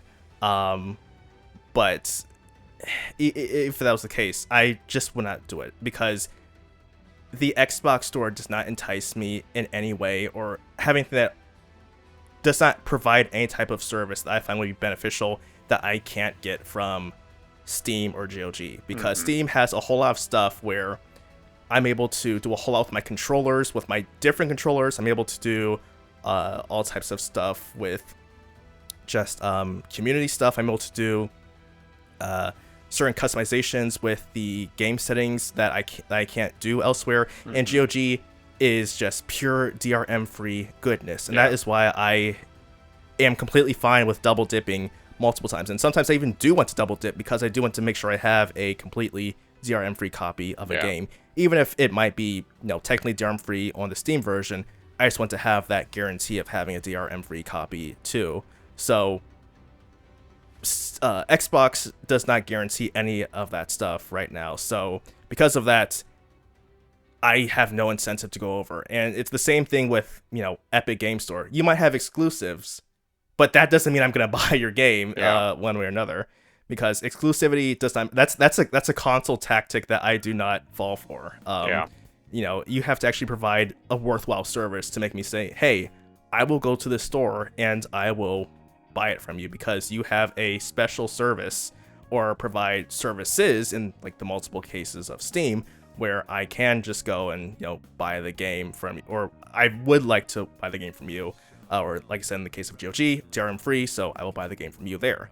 Xbox does not have anything that is worthwhile to me where I could say I would like to buy the game from you. So that's really where I stand on this. I think it's horrible on their part, and it's horrible on our part, and that would just be an entirely scorched earth scenario where they're like, all right, we're going to spite you, or spite Valve specifically, and we're just going to ruin the experience for everyone. Yeah, I look at the idea of this, because I don't think this is actually going to happen, and I think that's what Jez Corden was trying to say, is that this is just a hypothetical idea.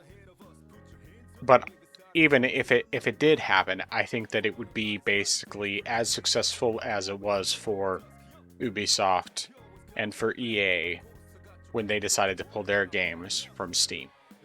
And that they stopped putting them on Steam for a while. And what happened when they failed? They couldn't live with their own failure. And where did they come crawling? Back to Steam.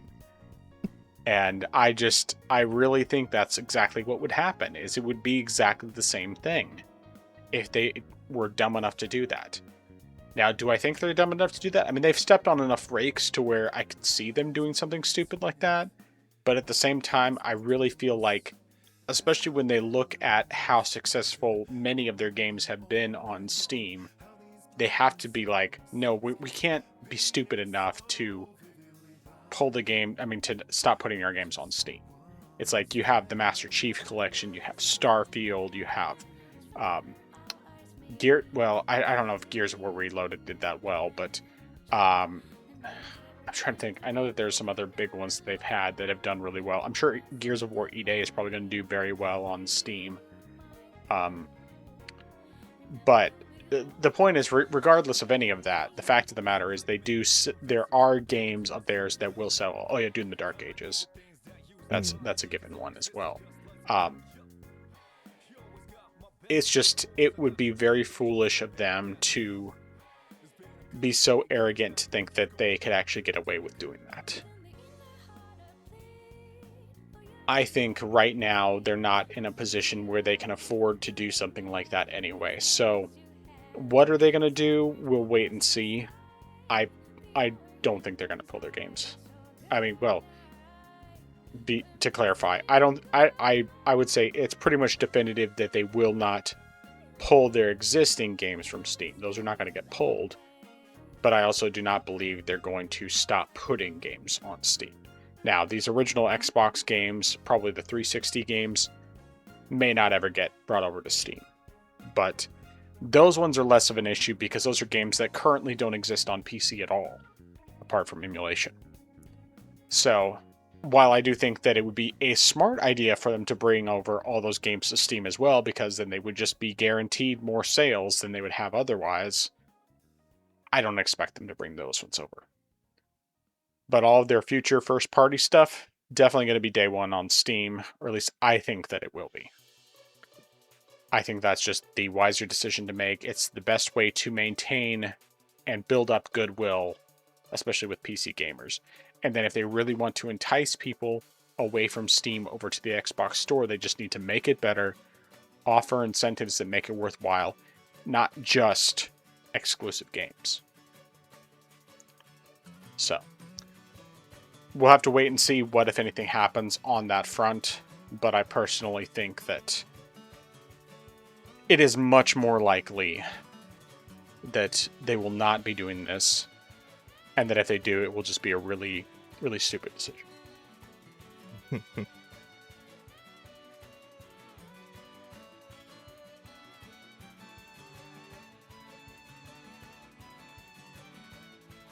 All right. Any more thoughts before we move on to the last topic? No, sir. All right. Take it away. All right. So, obviously, Sony has been very quiet about the whole issue with discontinuing Blu-ray discs, but they have finally stepped forward to release a statement. However, it was only to their shareholders. It was in a financial report a Q&A session, and what's the position here? The CFO, Lin Tao, had addressed the situation, and this is what she had to say. We announced that from January 2028 onwards, we will no longer be manufacturing game discs, so we announced it 1.5 years ahead. There are various reasons we made this decision, the biggest being that digitalization of content overall has been progressing. That's the big factor. It's not just for PlayStation, but for all kinds of content. Digitalization is progressing. And so, when we think about the future, we put in a lot of thought and time, and we cautiously considered this, and we came to this conclusion, and we're going to cautiously move this forward. And there was good quote here. Okay, yeah, to this decision, we received various opinions, and people have strong views, and we understand the community has put forward those views to us. Games are loved by many people. It's a form of entertainment that's loved by people, and it's connected to people's fond memories in many cases, and so we understand those emotions. We want to consider that, and in the future digital ecosystem, how do we engage the gamers is something that we would like to continue to explore. And then and then one last thing, or no. Yeah, and so that's essentially what she had to say about the situation. Again, this was only to shareholders. This was not something that was made as part of a public announcement like the game disc cancelization. But afterwards, though, later on, Sony has said that they are talking to retailers about its disc-free future, and they, at least for the US, retailers are saying that they could still sell games, but as codes and boxes. And whoops, where'd that go? Okay. Whoops, there was.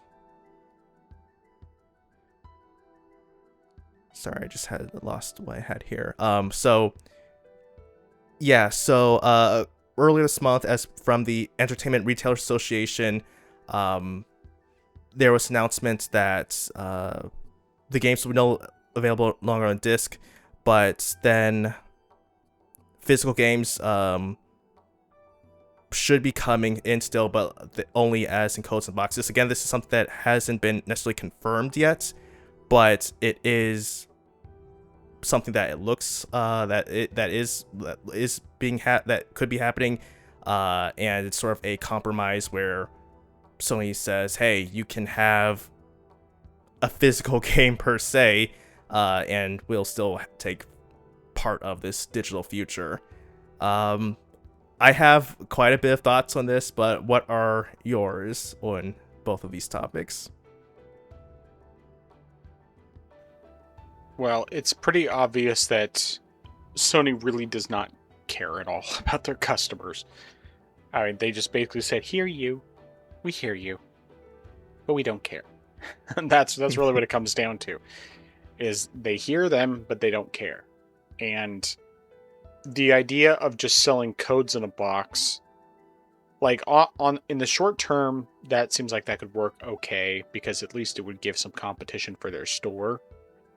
Because they could the retail stores can sell the codes at lower prices and give some competition from that standpoint. But considering what happened when they started doing codes in a box for PC physical games, where they are today, in other words, they don't exist, basically, that's not a good solution. It's something that basically people, once they realize that all they're getting is a code in a box, they're not going to want to buy it anymore.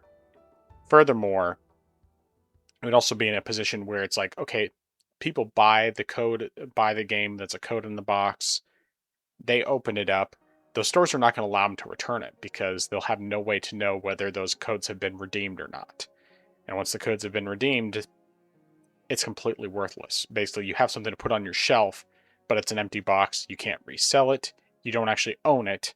It's just a license that's completely revocable, and they've already done that in the past. And so you just got all these different problems from that standpoint. And I mean, I'm not going to beat the dead horse any further than we already have with how this is bad for customers. But I wish the people would take this as what it actually is. Sony saying, screw you, we don't care about you. We don't care about your opinions. All we want is your money. And that people would just stop giving them their money. I wish people would just be willing to step away. And I know that it's not easy. especially if you've put a lot of time and money and everything else into these platforms. But seriously, if you're going to be stuck with all digital, just move over to a platform that at least respects you, that treats you as a customer with respect. And PC is definitely the best place for that, of course, obviously, as you know, has been our opinion on the matter. But it's like you don't have refunds. You don't have any sort of I mean, you're going to lose competition because, I'm sorry, these codes in a box, that's not going to work long term. It's going to be a short-term thing that will work for a little bit, and then people will stop buying it because they're not going to want to spend, go to a store to buy a code in a box when they could just go online and get the same digital game for the same price.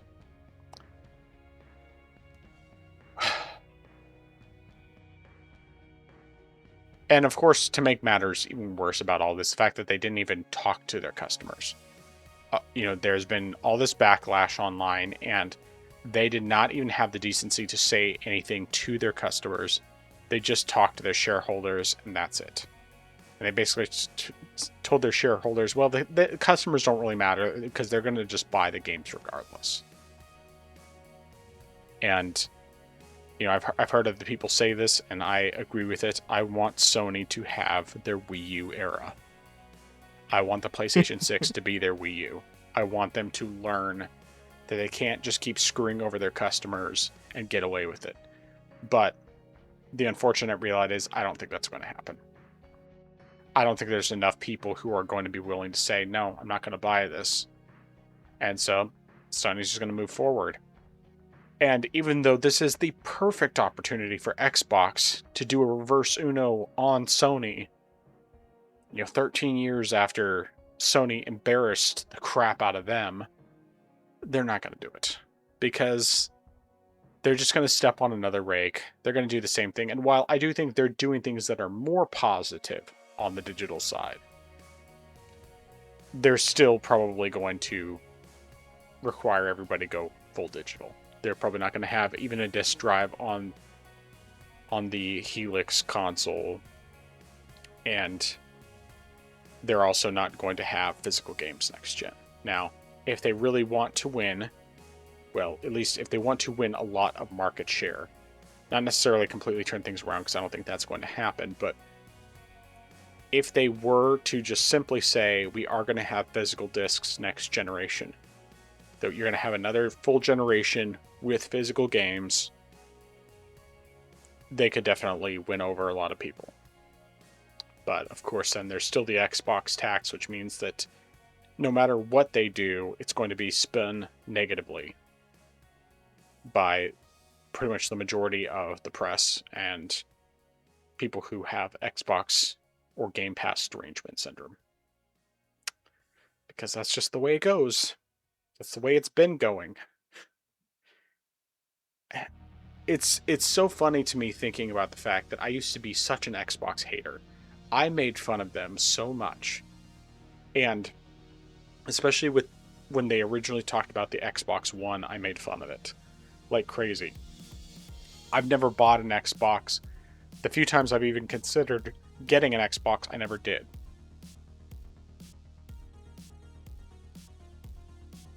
And now, here I am, looking at Xbox and PlayStation from the outside, thinking that while Xbox is doing a bunch of really stupid stuff that I think is, it's stepping on rakes, I still look at what they're doing as better than what PlayStation is doing, and what they're offering to customers better than what PlayStation's offering. And it's just such an interesting thing for me how much my perspective has changed on that. And I think it's mostly because, at least right now, well, I wouldn't necessarily say this was the case in previous generations, especially the PS4, Xbox One timeframe. I can look at this now from the outside perspective where I'm not a PlayStation gamer and I'm not an Xbox gamer, and I can just see what each one offers their customers and say Xbox is hands down a way better value, what you get out of it, than what you get from PlayStation, at least in my opinion. But that's all I have to say on that topic. I'm going to get back into the PlayStation side of things in a moment, but just while you were talking about Xbox and, you know, how they could make a huge comeback, I definitely agree having physical would help. But I think if they really would, and this probably even could help them not necessarily win the next generation, but have such a huge share that they're either neck and neck or maybe even slightly ahead of Sony, would be to also, for the Helix, just, and we've talked about this before, but just do away with the whole paid online. Like, if they did that, have discs and free online multiplayer, that right there could really just, I mean, sure, maybe the console might be a little more expensive than the PS6, but, you know, some people probably would still tilt their heads and say, I don't know, there's like a whole lot of value right here. You know, being able to still play my physical games and have free online, that might, you know, I might have to pay a little bit more upfront, but over the long term, it's gonna be a better value. So like, that could definitely help them in that regards. But I'm sorry, I just wanted to add that there, since you're talking about Xbox and what they could do to win. Yeah. But regarding Sony, it, like you said, it really tells when they can't even make a statement, when they've put out multiple posts, multiple statements talking about games and upcoming stuff, and fans have been ratioing them. They've been, you know, getting community notes and stuff, and they've never said a single thing to anyone regarding saying, hey, we hear you, we understand this, and we're working on stuff, and we'll try to do something that can help make sure that you still find value in your games, and as we move forward with digitalization. They didn't say that to them. They said to the shareholders, whom they're more afraid of, and it's really, it just shows that, I mean, obviously this is something that is probably, you know, just say like, well, no kidding, you know, this is pretty basic stuff, but you know, they definitely are more afraid of their shareholders, and those are really their true clients and not the actual people buying their products, you know. So it really says something there when they can't even make, when they can make a statement for them but not for us. Now the whole, and I never even thought about this until you mentioned it, the whole the PC code in a box situation, where how that was short-lived. And I mean, yeah, I mean, granted, I was not on PC during that period of time, and came after that point, but yeah, that definitely did not last long, and we could see the same thing, and probably will see the same thing happen with the whole PS5 code in a box, or PS6 code in a box thing, where hey, you know, we see them here now, and then next time you go into your Walmart, the PlayStation section is just going to be accessories, more or less, and maybe some gift cards for the PS Store. It's just weird thinking about that. But as far as just the code in a box situation goes, like you said, it sucks from every point you can think of, because again, like you said, it's a one-time use thing. You can't get a refund on it, and you can't sell it, you can't trade it. It's locked to your account, so there's nothing you can do. There's no way you can transfer it. It's essentially, after you redeem that thing, it's useless, or it's even less than useless at that point. And it also, and I mean, this is just another standard or sample or vantage point I thought about, is more so just like looking back on your Christmas mornings as a kid. You know, if you got a new console, you got your game, got your console, you're like, whoa, I got a PS1, I got an N64, thanks mom and dad. And then you just go, your parents hooked it up for you, you pop your cartridge or your disc in, and you just start, and you're good to go. Well, nowadays, you know, in addition to, you know, going to have to go through do your whole console setup and, you know, get your updates done, now you have to install the game to get it started. And it's like, okay, here's your game, Timmy. And it's like, all right, 15 minutes now, then the game installs. no, that's I think that from that point it's just, I mean, it really just shows a huge shift in how gaming has changed, where that type of thing has to happen. And I mean, this really just gives another point. And granted, I can't speak so much to as the newer model, but at least for the Switch 1, you know, it's as simple as just putting your cartridge in and you're good to go. And that's how it works. I mean, even for the newer games that I've bought my nephew for the Switch that I gave him, you know, he's able to just put the cartridge in and he plays the games, and that's it. You know, that's that type of plug and play mentality is sadly coming to an end, and with the digitalization of games, that really is just going to kill things altogether. And I mean, the code in the box thing, there were a few games on the Switch 1 that had it, and I didn't like it then either. And while I do not like this at all, at least with a Switch key card, there is some sort of physical hardware. There's some physical component attached to it where you can actually use it on another piece of hardware. You can actually trade it and whatnot. Now, still, I still think it's a horrible thing, because it's essentially just a physical DRM. Essentially, you're just like, all right, you gotta download the game, and even though it's on your system, you have to actually put the cartridge in, even though it's not on the data is not on the cartridge at all. Right. So I think it's like the worst of both worlds. But at least it has more value than a code at the very least. So I think Nintendo is still screwing their customers over, but not to the same degree as what Sony's doing here.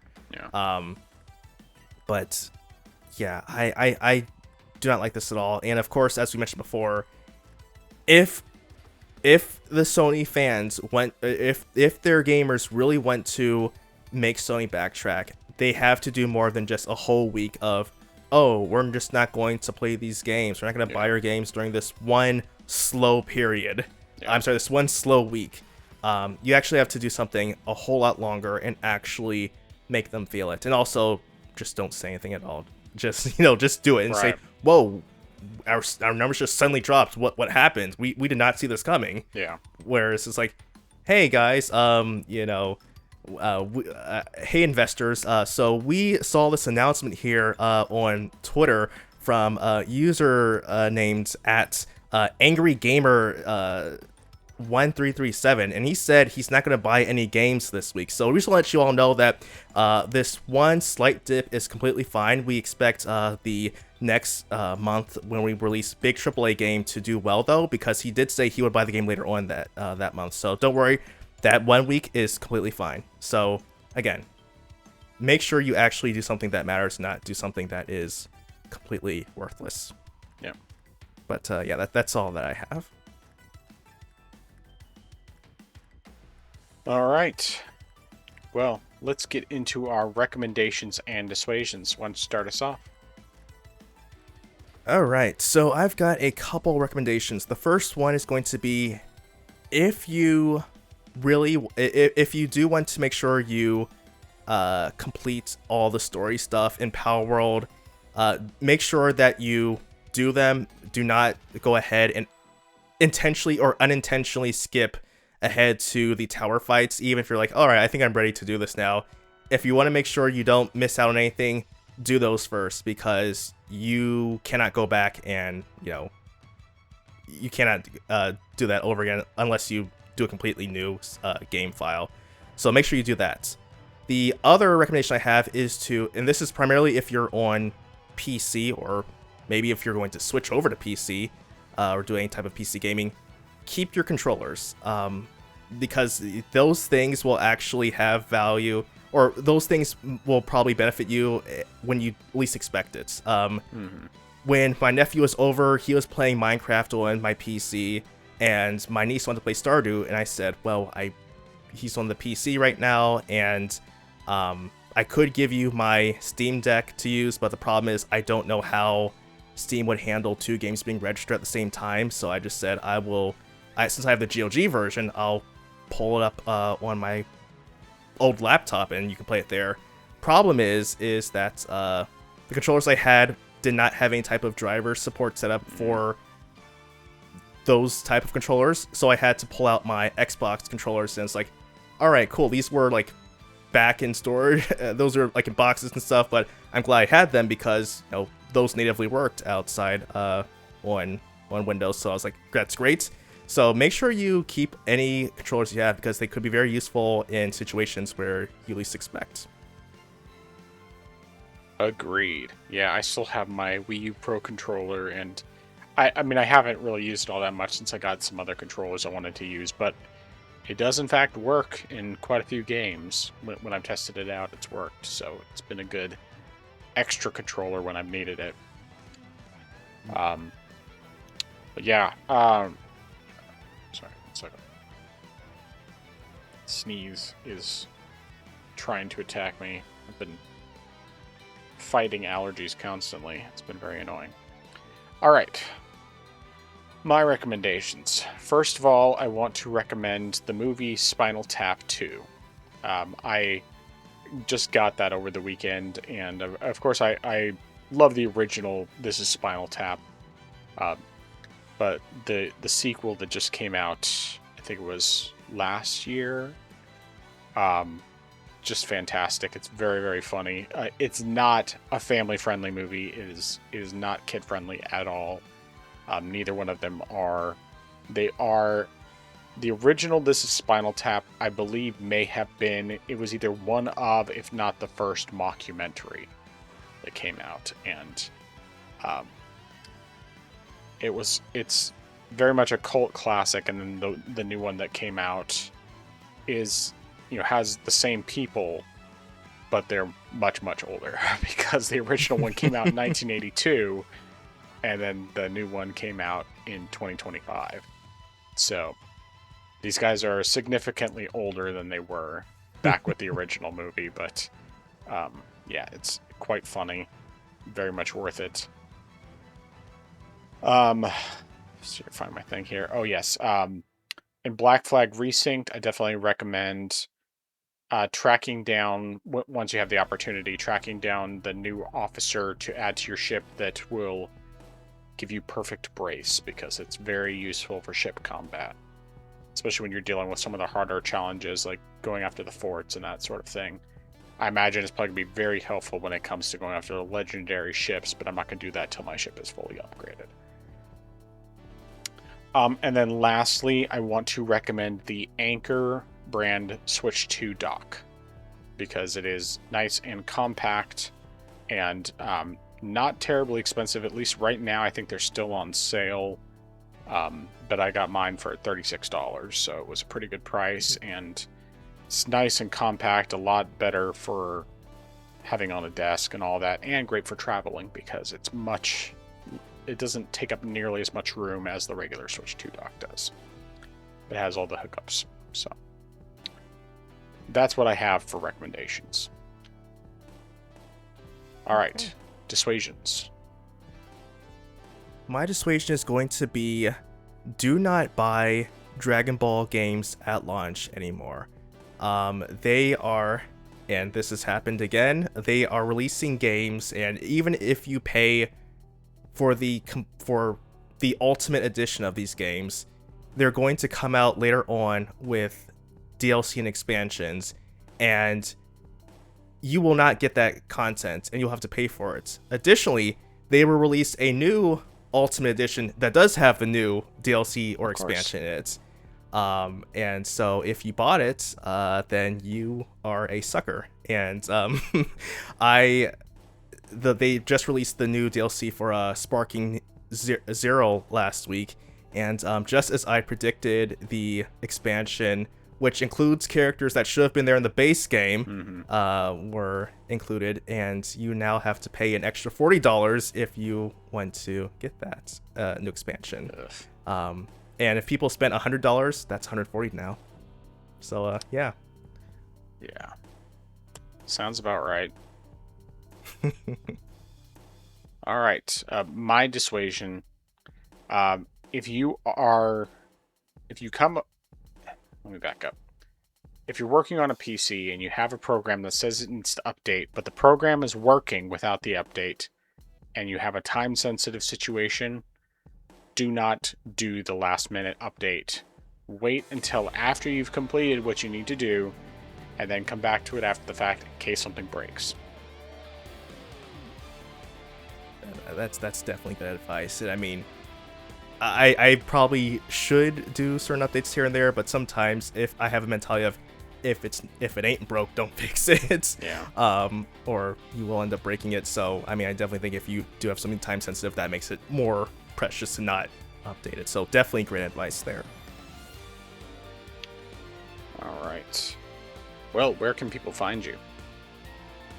They can find me on my channel. I am Xeracon. That's IAMXERACON. So youtube.com/@IamXeracon. Because my niece and nephew are over, that kind of delayed my next upcoming video, but that's going to be coming out later this week. And it is a bit of a pivot, because I know I said I was going to do the ABC video, but in light of the news for Dragon Ball Sparking Zero, I felt extremely smug because of the video I made about it before the game released before, and how everything I predicted came true.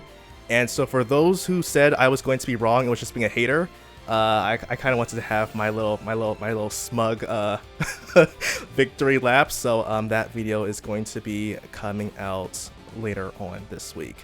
But then I also have my other channel, Justin's Bible Blog. That's at Justin's Bible Blog. And then I put out a video for that either yesterday or today, which was essentially just the importance of reading the Bible yourself, especially since there are some people who take a whole lot of stuff out of context. Reading and knowing the word yourself is definitely important. But that is everything that I have. Good stuff. I'll have to check that video out because it didn't show up in my YouTube feed, so I just need to look it up. But definitely we'll have to do that tomorrow. For me, you can find me on my YouTube gaming channel at the Frozen Gamer 87. Most recently, I put out my video, my long promised video of the downsides of PC gaming, which is just basically discussing, as someone who games primarily on PC and Steam Deck, what the actual downsides are that do in fact exist. So instead of it being the typical stuff that you hear from most people who either don't play on PC or are simply going based off of misconceptions, this is coming from a person who actually games actively on PC and can say, these are genuine downsides, but here's why they're not necessarily as bad as they seem, essentially. So, but then there's also the YouTube and Rumble channel for the podcast. On YouTube, that's at the Orange Box Podcast. On Rumble, it's not a custom URL, but you can still find us there. The video version of the podcast goes live on both channels every Friday at 7 a.m. Central Time, barring technical issues. The audio-only version goes live at 12 a.m. Central Time on all major audio podcast platforms, including Apple Podcasts, YouTube Music, Spotify, Deezer, iHeartRadio, Amazon Music, Audible, and others. And that also goes up as long as there are no technical issues. So, otherwise, if you would like to contact us, you can send an email to the orangeboxpodcast@gmail.com, or you can comment on the video version of the podcast, and we will be sure to read your comment on the show. If you, for some reason, decide that you want to leave us a review on any of those audio platforms, I'll keep my eyes peeled to see if there's anything up, but I'm pretty sure the only review we've ever gotten was one that my nephew did back around the time we first started. So, but we're coming up now on our third full year of doing the podcast. We are 8 weeks away from 3 full years every week doing the podcast. So definitely the longest podcast I've been a part of the ones I've done. So it's good stuff. Been enjoying myself for sure. But yeah, that's everything. So, last chance. Any final thoughts? No, sir. All right, Will. I am the Frozen Gamer 87. That is I am Zeracon. We are the Orange Box Podcast. And until next time, if you become Indiana Jones, you too can travel the freaky circle. Orange Box Podcast out.